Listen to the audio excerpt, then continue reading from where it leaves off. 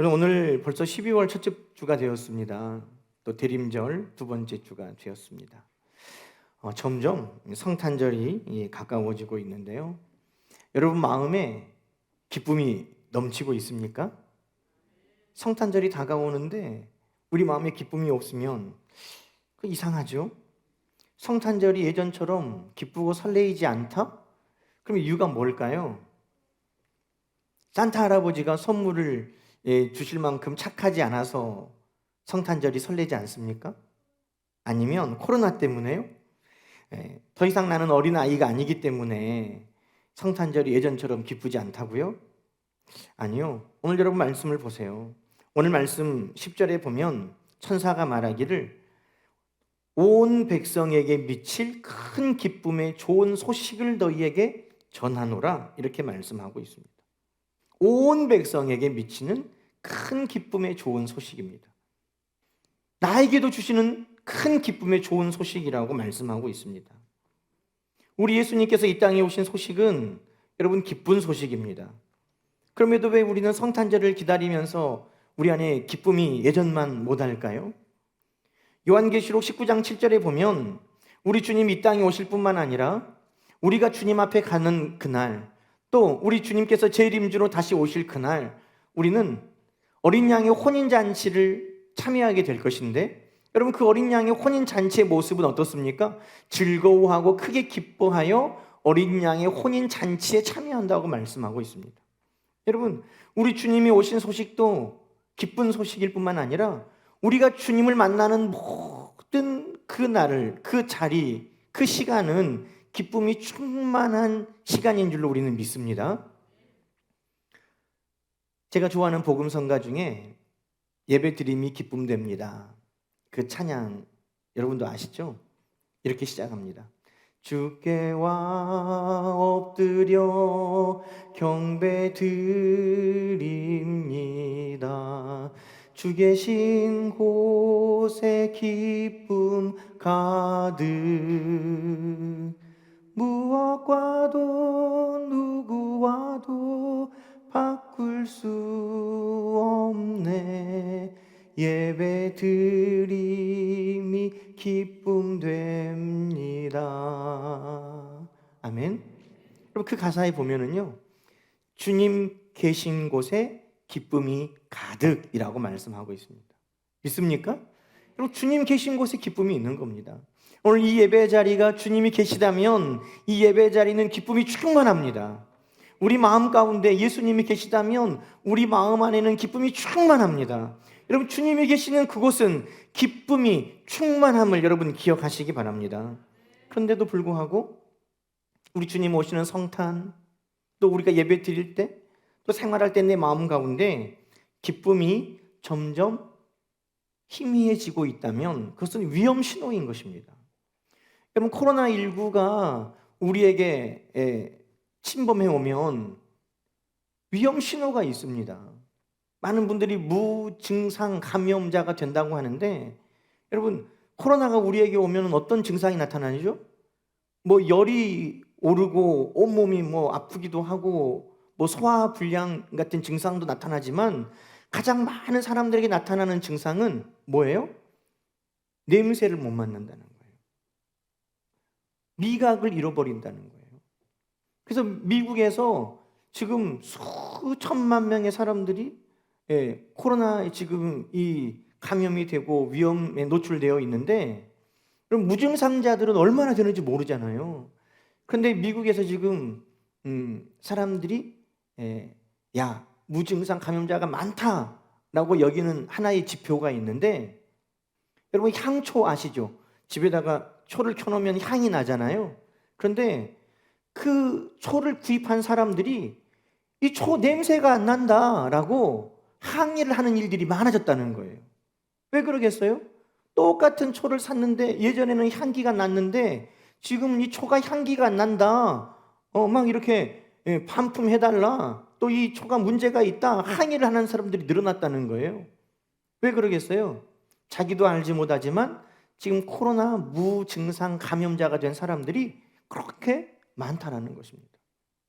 여러분 우리도 알지 못하는 사이에 내 지금 믿음과 소망과 사랑이, 내 신앙이 위험에 노출되어 있다는 그 증거가 뭐냐? 바로 우리 안에 있는 기쁨이 희미해져 가고 있다는 것입니다. 여러분, 우리 주님이 우리 가운데 오시면 반드시 나타나는 게 있습니다. 그것은 뭐냐면 우리 안에 기쁨이 샘솟는다는 것입니다. 우리 안에 기쁨이 충만해진다는 것입니다. 왜요? 우리 주님은 우리 안에 기쁨을 충만하게 하기 위해서 이 땅에 오셨고 우리 안에 기쁨이 충만해지기를 원하고 일하고 계시기 때문입니다.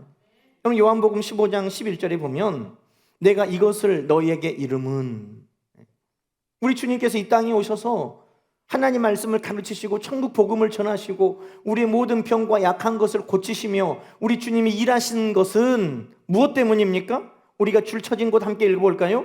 내 기쁨이 너희 안에 있어 너희 기쁨을 충만하게 하려 함이라. 할렐루야.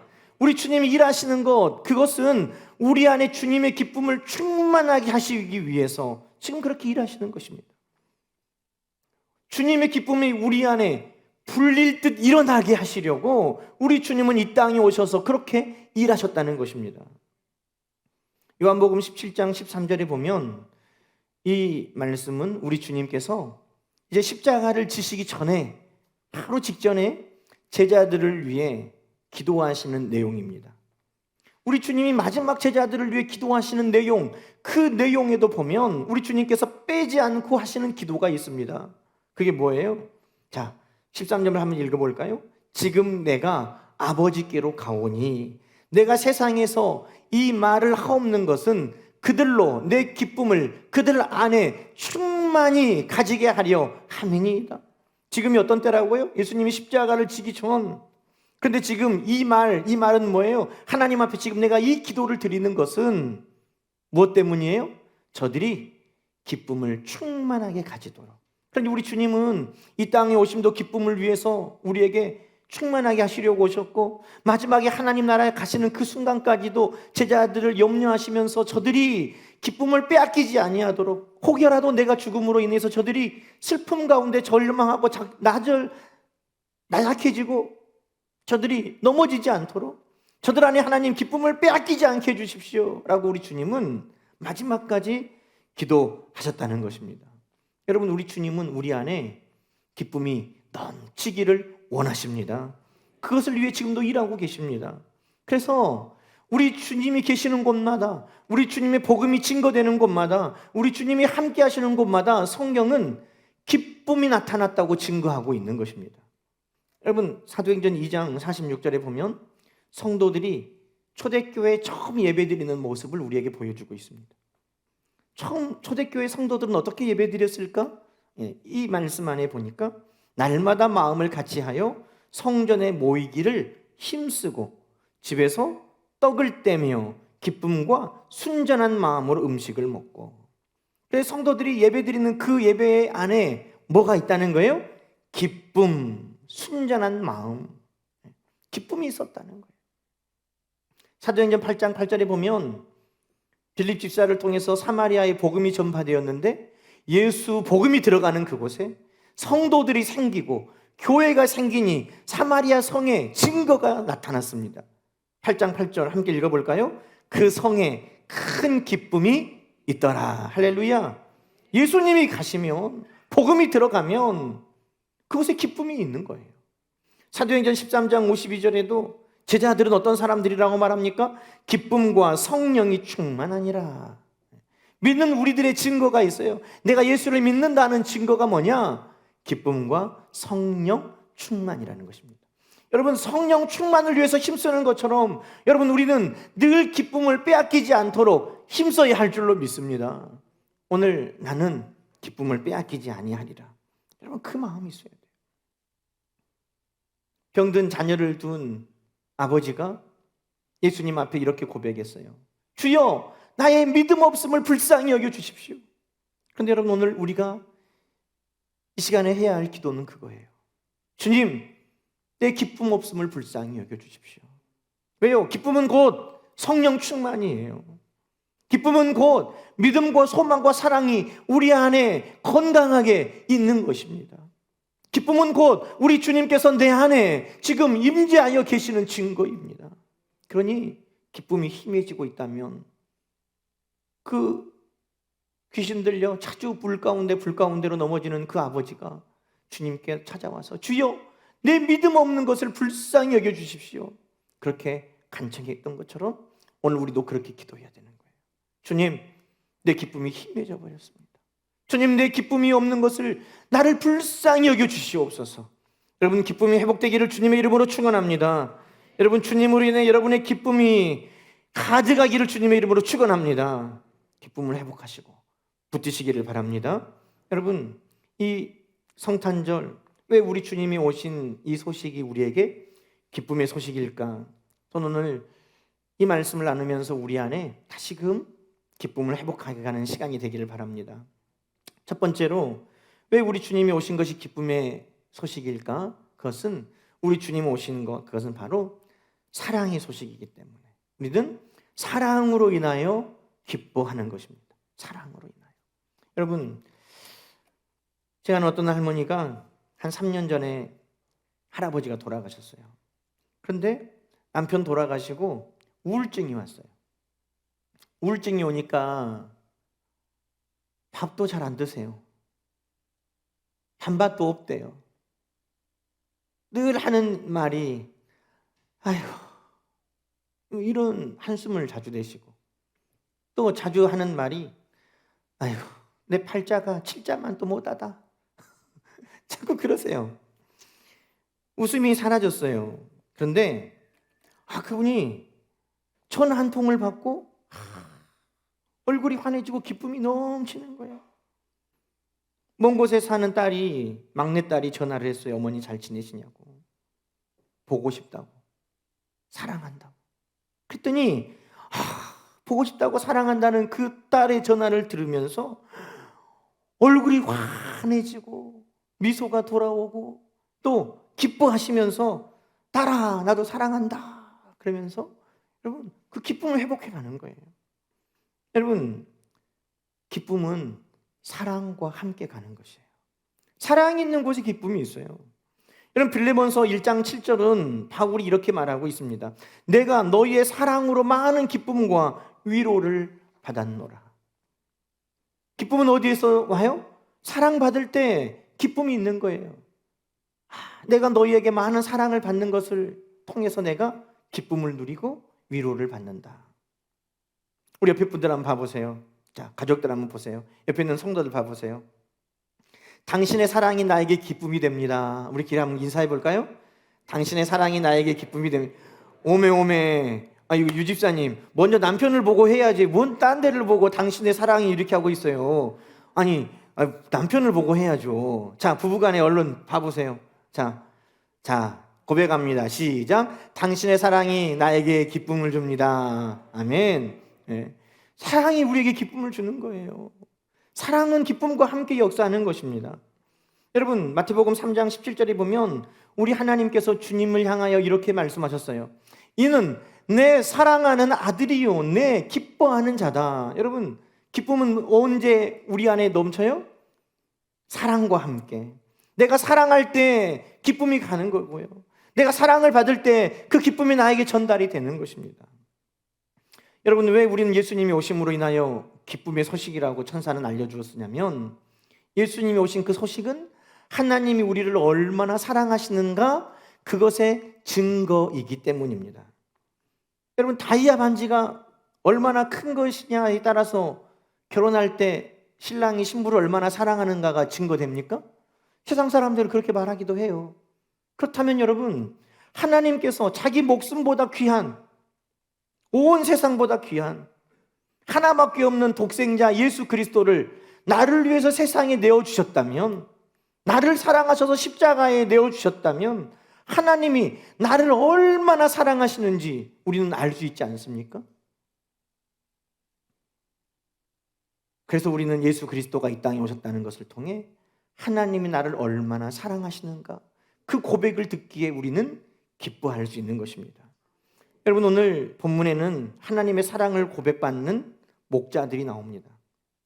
오늘 말씀 8절에 보니까 그 지역의 목자들, 목자가 누구예요? 양을 키우는, 또 소를 키우는 목동, 우리가 생각할 때 이 목자들이 가장 먼저 예수님이 오셨다는 소식을 들었다는 것입니다.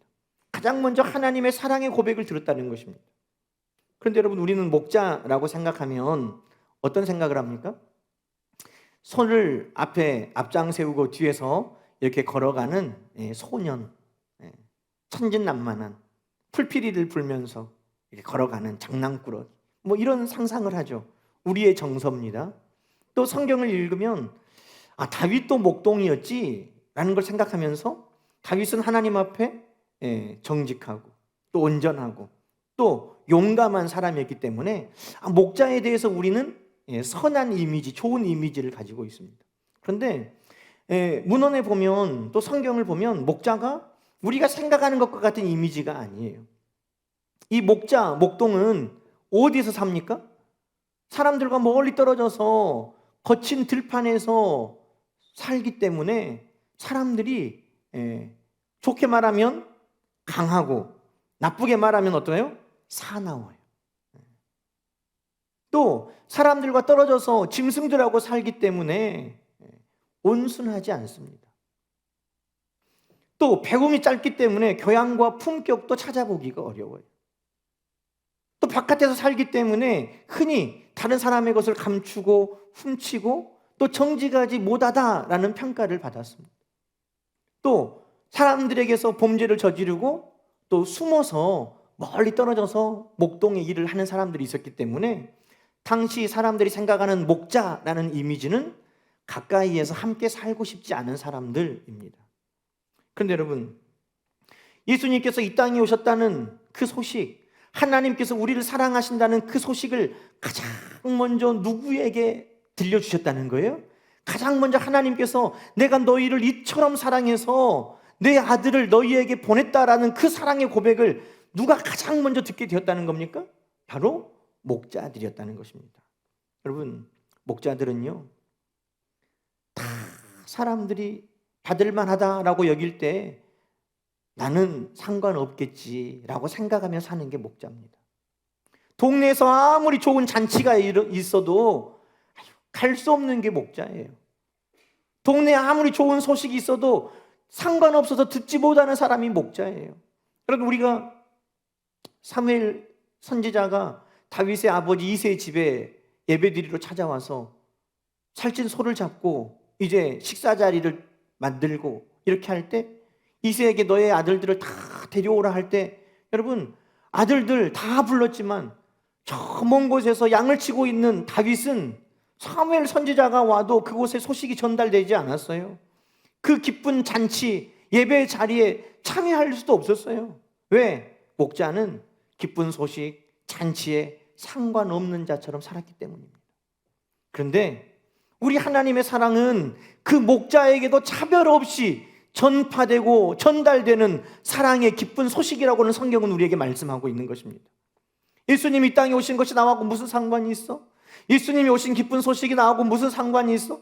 세상에 좋은 일이 나와 무슨 상관이 있어? 라고 담을 쌓고 살았던 그 목자들에게, 그들에게 가장 먼저 너희를 위한 기쁜 소식이다 라고 우리 하나님은 말씀하셨다는 것입니다. 사랑하는 여러분, 오늘 세상에 좋은 소식, 세상에 기쁜 일들 나하고 상관이 없어 라고 담을 쌓고 있습니까? 그러다 할지라도 오늘 예수 그리스도가 이 땅에 오신 소식은 바로 여러분을 위해, 당신을 위해, 바로 나를 위해 주신 기쁜 소식인 것을 여러분 기억하시기 바랍니다. 우리 주님은 나를 위해 오셨기 때문에, 그래서 우리 주님이 오신 소식은 나에게 기쁜 소식인 것입니다. 내가 죄인이어도 우리 주님의 사랑은 나를 위해 오신 기쁜 소식입니다. 내가 가난하고 약해도 우리 주님 오신 소식은 나에게 전달되는 기쁜 소식인 것을 여러분 기억하시기 바랍니다. 우리가 한 달 동안 로마서 8장 말씀을 나눴습니다. 누가 우리를 대적하리요? 누가 우리를 정죄하리요? 누가 우리를 그리스도의 사랑에서 끊으리요? 여러분, 그 모든 것들을 이길 수 있는 힘이 어디에서부터 시작됩니까? 로마서 8장 37절입니다. 그러나 이 모든 일에 우리를 사랑하시는 이로 말미암아 우리가 넉넉히 이기느니라. 여러분, 성경은 우리의 모든 힘의 근거가 하나님의 사랑에 있다고 말씀하고 있습니다. 우리가 기뻐할 수 있는 이유가 어디 있다고요? 사랑에 있는 것입니다. 우리가 세상을 이길 수 있는 이유가 어디 있다고요? 사랑에 있는 것입니다. 오늘 그 하나님의 사랑 안에서 우리의 모든 힘과 능력의 출발임을 여러분 기억하시기 바랍니다. 왜 우리가 예수님이 이 땅에 오신 것으로 인하여 기쁨을 소유합니까? 하나님의 사랑 때문이죠. 여러분, 우리 주님께서 항상 기뻐하신 이유도 거기에 있었습니다. 요한복음 15장 9절부터 12절 말씀은 우리가 함께 읽어보겠습니다. 9절부터 함께 읽습니다. 아버지께서 나를 사랑하신 것 같이 나도 너희를 사랑하였으니 나의 사랑 안에 거하라. 우리 주님은 늘 아버지의 사랑 안에 거하셨다는 것입니다. 아버지의 사랑 안에 거한 것처럼 너희도 사랑 안에 거하라. 자, 11절 읽어봅니다. 내가 이것을 너희에게 이름은 내 기쁨이 너희 안에 있어 너희 기쁨을 충만하게 하려 함이라. 우리 주님이 늘 기쁨 안에 있었던 이유가 뭐예요? 하나님의 사랑 안에 거하셨다는 거예요. 하나님의 사랑 안에 거했기 때문에 나는 늘 기뻤다. 너희도 내 안에 거하라. 그러면 너희 안에 기쁨이 충만할 것이다. 믿습니까? 우리 주님 사랑 안에 거하면 우리 안에는 빼앗기지 않는 기쁨이 늘 샘솟게 되는 것입니다. 여러분, 기쁨은요, 받을 때, 사랑을 받을 때에도 기쁘지만 또 동시에 사랑을 할 때 기쁜 거예요. 그래서 12절에 우리 주님께서 이렇게 말씀합니다. 내 계명은 곧 내가 너희를 사랑한 것 같이 너희도 서로 사랑하는 이것이니라. 우리 안에 기쁨이 넘치게 충만하게 하려고 주님께서 명령하신 것이 있습니다. 그것은 뭐냐 하면 너희도 사랑해라. 여러분, 기쁨이 희미해지고 있다고요? 하나님이 우리를 얼마나 사랑하셨는가를 기억하십시오. 그리고 또 동시에 해야 될 게 있어요. 그건 뭐냐면 우리가 사랑을 실천하는 것입니다. 사랑할 때 우리 안에 기쁨이 넘칩니다. 사랑할 때 우리 안에 기쁨이 샘솟습니다. 여러분, 성탄절을 우리가 기다리면서 이번 성탄절에 사랑의 상자도 하는데 우리 주위에 있는 어려운 개척교회 섬기려고 지금 기도하고 준비하고 있어요. 또 어려운 이웃들을 위해 준비하고 있어요. 왜요? 하나님 우리를 사랑하셨어. 이것만 가지고 우리가 사랑 안에 충만하게 거하고 넘치는 게 아니라 우리 주님 말씀하신 대로 너희가 충만한 사랑 안에 기쁨 가운데 거하려면 너희가 서로 사랑해라 라고 명령하셨기 때문입니다. 여러분, 받는 사랑만으로 우리 안에 기쁨이 충만하지 못하다면 또 하나를 실천해야 되는 거예요. 그것은 바로 나를 통해 하나님 그 사랑을 나누고 베푸는 여러분 되기를 주님의 이름으로 축원합니다. 나누고 베풀 때 우리 안에 사랑이 더 충만해지고 나누고 베풀 때 우리 안에 기쁨이 더 커져나가는 것을 우리 모두가 경험하게 될 것입니다. 또 하나 여러분, 우리 주님이 이 땅에 오신 것이 왜 기쁨의 소식입니까? 그것은 우리 주님이 우리에게 오심으로 소망을 주셨기 때문입니다. 소망으로 인하여 너희가 기뻐하게 된다, 그 말씀인 겁니다. 여러분, 자녀를 양육하는 부모에게는 소망이 있습니다. 그 소망은 고단함을 이기게 만듭니다. 야, 우리 자녀들이 나의 비타민이다. 여러분, 고단하지 않아서가 아니에요. 그 자녀들로 인하여 소망을 가질 때 부모들은 기쁨을 누리는 것입니다. 여러분, 밤새 양을 치던 목자들, 왜 이들에게 기쁜 소식이라고 말합니까? 밤새 양을 치는, 여러분, 암흑과 같은 사람들로부터 담이 쳐져 있는 아무런 소망이 없는 그 목자들에게 예수님이 오신 소식은 그들에게 빛을 주는 소식이었기 때문입니다. 여러분, 우리 주님은 이 땅에 암흑 가운데 있는 우리에게 한 줄기 빛으로 오셨습니다. 위를 쳐다봐도 깜깜하고 앞뒤를 쳐다봐도 깜깜하고 좌우를 쳐다봐도 깜깜한 인생 가운데 우리 주님이 오신 것은 한 줄기 빛을 우리 가운데 던져주셨다는 것입니다. 그 빛을 바라볼 때 소망이 생겼고 그 빛을 바라볼 때 우리 안에 희망이 생겼다는 것입니다. 여러분, 누가복음 2장 15절 16절 오늘 우리가 읽지는 않았지만 너희를 위해 구주가 오셨다 하는 이 소식을 듣고 이 목자들 안에 소망이 생겼어요. 15절 16절 이렇게 말씀하고 있습니다. 천사들이 떠나 하늘로 올라가니 목자들이 서로 말하되 이제 베들레헴으로 가서 주께서 우리에게 알리신 바 이 이루어진 일을 보자 하고 빨리 가서 마리아와 요셉과 구유에 누인 아기를 찾았다는 거예요. 여러분 지금 밤새도록 일했어요. 낮에도 쉬지 못하고 양들을 돌보고 밤에도 양들을 지키고 있는 이들이 여러분 그 깜깜한 밤에 지금 그 말씀을 듣고 그들이 소망을 갖고 베들레헴으로 찾아가서 빨리 그 구주를 보고자 하는 소망이 그들에게 생겼다는 거예요. 그래서 그들은 그 베들레헴까지 그 밤에 탄숨에 뛰어갔던 것입니다. 사랑하는 여러분, 예수님이 이 땅에 오셨다 하는 것은 우리에게 소망이 생기는 겁니다. 왜 그렇습니까? 죽을 수밖에 없는 우리가 영원한 생명, 구원의 소망을 갖게 되었기 때문입니다. 누가복음 10장에 보면 예수님께서 제자들 70명을 전도하라고 보냈습니다. 그런데 그들이 전도하고 돌아오면서 큰 기쁨이 있었습니다. 왜냐하면 예수의 이름으로 명령하면 귀신이 막 도망가요. 예수의 이름으로 명령하면 병자가 고침받아요. 그러니 제자들이 아주 기뻤어요. 그래서 예수님께 돌아오면서 기쁨으로 주님, 주님의 이름이면 귀신들이 항복하더이다. 주님의 이름이면 모든 병들이 떠나가더이다. 기쁨으로 주님께 보고를 하고 있습니다. 그런데 누가복음 10장 20절에 우리 예수님께서 이렇게 말씀하셨습니다. 귀신들이 너희에게 항복하는 것으로 기뻐하지 말고 너희 이름이 하늘에 기록된 것으로 기뻐하라. 아멘. 여러분 정말 우리가 날마다 우리 안에 기쁨이 있다면 내가 능력을 행하고 내가 무엇을 이루었다는 것보다 더 기쁜 것이 뭐냐? 그것은 내가 하나님 앞에 구원받는 백성으로 내 이름이 하나님 나라에 기록되어 있다는 것은 세상의 그 어떤 능력보다 어떤 업적보다 어떤 내 자랑보다도 그것이 더 기쁜 일이라고 우리 주님은 우리에게 말씀하고 계신다는 것입니다. 여러분 구원 받았습니까? 그렇다면 오늘 그 구원받은 우리의 소망이 오늘 우리를 기쁨 가운데 충만하게 하는 여러분 되시기를 축원합니다. 구원의 소망이 우리를 기쁘게 하는 거예요. 사도행전 2장 28절에도 주께서 생명의 길을 내게 보이셨으니 주 앞에 내게 기쁨이 충만하게 하시리로다. 생명의 길을 걷는 그 한 걸음 한 걸음 그 모든 걸음이 우리에게 기쁨을 충만하게 한다는 것입니다. 여러분 시상식을 한번 생각해 보세요. 대상 누구누구 그러면 와 그러면서 여러분 상 받기 위해서 한 걸음 한 걸음 그 나가는 그 발걸음이 얼마나 기쁘겠습니까? 여러분 천국의 소망은 우리에게 그 기쁨을 주는 것입니다.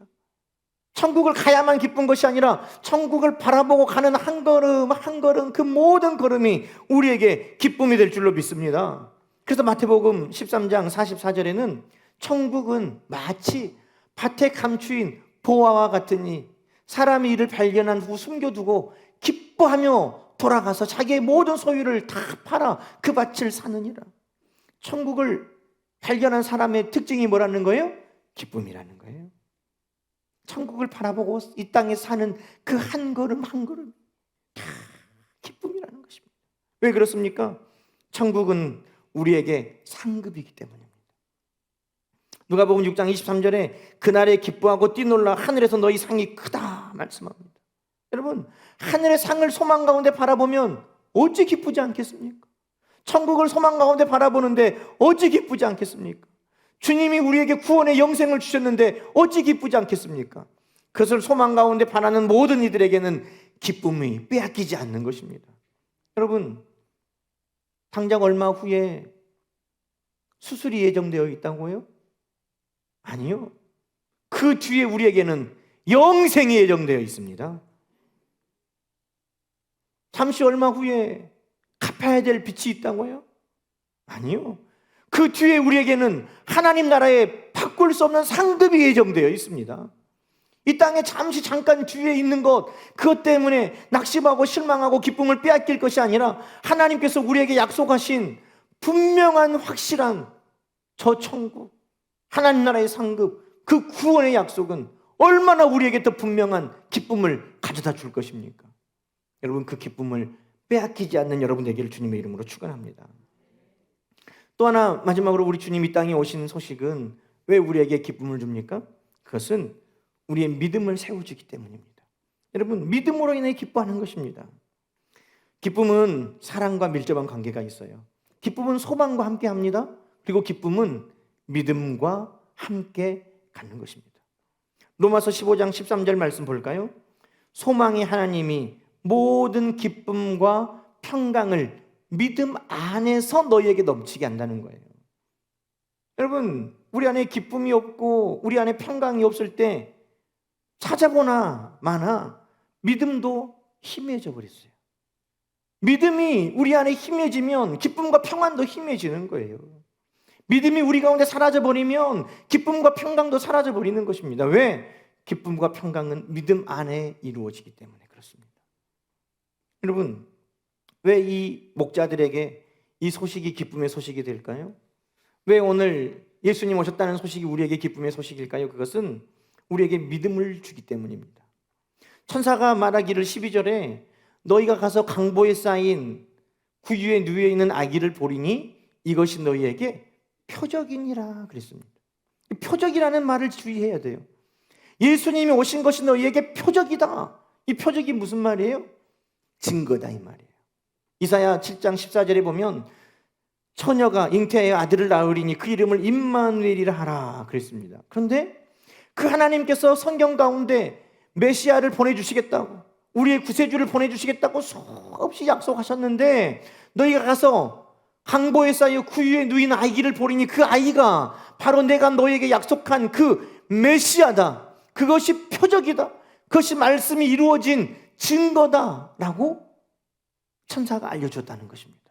여러분, 예수님이 이 땅에 오신 것은 하나님의 말씀은 이루어진다라는 증거이기 때문에 오늘 우리는 그 증거를 보고 기뻐하는 것입니다. 여러분, 주님이 우리에게 주시는 놀라운 약속들이 성경에 기록되어 있습니다. 이사야 61장에 보면 예수님이 이 땅에 오시면 가난한 자에게 복음이 증거되고 마음이 상한 자가 고침받고 포로된 자가 자유를 얻고 갇힌 자가 노임을 얻고 슬픈 자가 위로를 받고 슬퍼하는 자가 기쁨의 기름을 바르게 되고 슬퍼하는 자가 찬송의 옷을 입게 되고 하나님의 영광을 자랑하는 인생이 된다. 우리 주님 오시면 이런 일들이 일어난다 라고 성경에 약속하셨습니다. 여러분, 우리 주님 오셔서 하신 일이 뭡니까? 정말 이런 일을 하신 겁니다. 우리 주님이 이 땅에 오셔서 가난한 자에게 복음이 전파되고 모든 죄인이라고 손가락질했던 창기와 세리들에게 주의 복음이 증거되었고 모든 병든 자들이 고침을 받고 죽은 자가 살아나고 슬퍼하는 자에게 기쁨이 임하고, 여러분, 우리 주님이 오셨을 때 모든 말씀의 약속이 현실로 이루어졌다는 것입니다. 그러니 우리는 주님이 오신 것은 다만 주님이 오신 한 가지의 사실로 끝나지 아니하고 주님이 오신 것은 성경에 나에게 약속하신 모든 말씀이 이루어지는 증거이기 때문에 우리는 기뻐하는 것입니다. 여러분 성경 말씀을 읽으면서 이 말씀은 나에게 주신 하나님의 말씀이라고 아멘으로 받았습니까?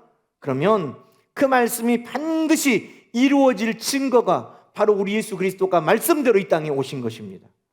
여러분이 사모하며 하나님의 언약으로 받은 그 말씀이 반드시 이루어질 증거가 어디 있습니까?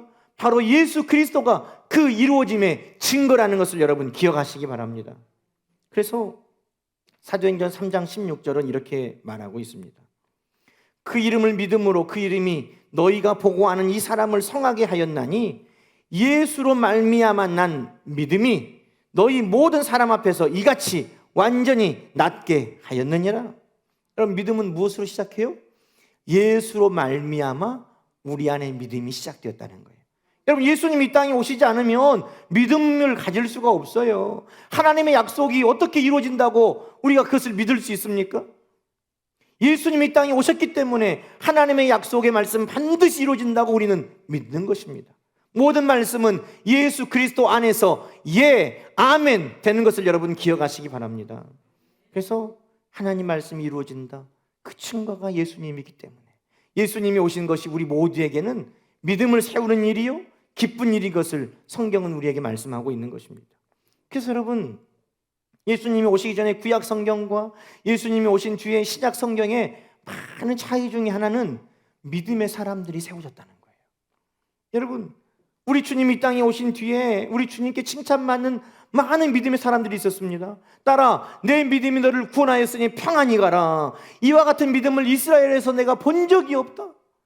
믿음이 네 죄 사함을 얻게 하였느니라. 여러분, 그 수많은 사람들이 왜 믿음으로 예수님 앞에 나오게 되었습니까? 바로 예수님이 하나님의 말씀이 이루어진 표적이기 때문에, 증거이기 때문에 예수님을 보는 사람마다 그 약속의 말씀을 믿고 예수님 앞에 믿음으로 나오게 되었다는 것입니다. 사랑하는 여러분, 우리 예수님이 이 땅에 오신 것은 우리에게도 믿음의 좋은 표적임을 여러분 기억하시고, 믿음으로 주님 앞에 나가면서 기쁨으로 주님 앞에 나가는 우리 모두가 되기를 간절히 소망합니다. 여러분, 이 믿음이 우리 안에 기쁨을 넘치게 하려면 우리 주님의 말씀에 귀를 기울여야 됩니다. 요한복음 16장 24절을 볼까요? 요한복음 16장 24절에 보면, 지금까지는 너희가 내 이름으로 아무것도 구하지 아니하였으나 구하라, 그리하면 받으리니 너희 기쁨이 충만하리라. 우리 기쁨이 충만하려면 어떻게 하라고 말씀합니까? 구하라, 기도해라. 그러면 그 말씀이 이루어져 너희 안에 기쁨이 충만할 것이다 라고 말씀하고 계시는 것입니다. 사랑하는 여러분, 이 말씀을 정리합시다. 우리 안에 기쁨이 없다는 것은 건강한 신앙이 아니라는 위험 신호입니다. 우리 주님이 계신 곳에는 기쁨이 있기 때문입니다. 우리 주님은 이 땅에 오심으로 우리에게 믿음과 소망과 사랑을 우리 안에 부어주셨습니다. 사랑이 있는 곳에 기쁨이 있습니다. 소망이 있는 곳에 기쁨이 있습니다. 믿음이 있는 곳에 기쁨이 있습니다. 하나님의 사랑을 기억하고 이웃들을 사랑하면서 우리 안에 기쁨이 넘칠 것입니다. 하나님의 나라를 소망 가운데 바라보면서 우리 안에 기쁨은 매일매일 한 걸음 한 걸음마다 샘솟아 날 것입니다. 기도하는 가운데 그 말씀의 약속이 이루어짐을 통해서 우리 안에 기쁨이 넘치게 될 것입니다. 여러분, 우리 주님 안에 기쁨을 누리는 여러분 되기를 축원합니다. 주여, 내 기쁨 없음을 불쌍히 여겨 주시옵소서. 내 기쁨을 빼앗기지 않게 해 주시옵소서. 오늘 기쁨을 넘치도록 소유하는 여러분 되시기를 주님의 이름으로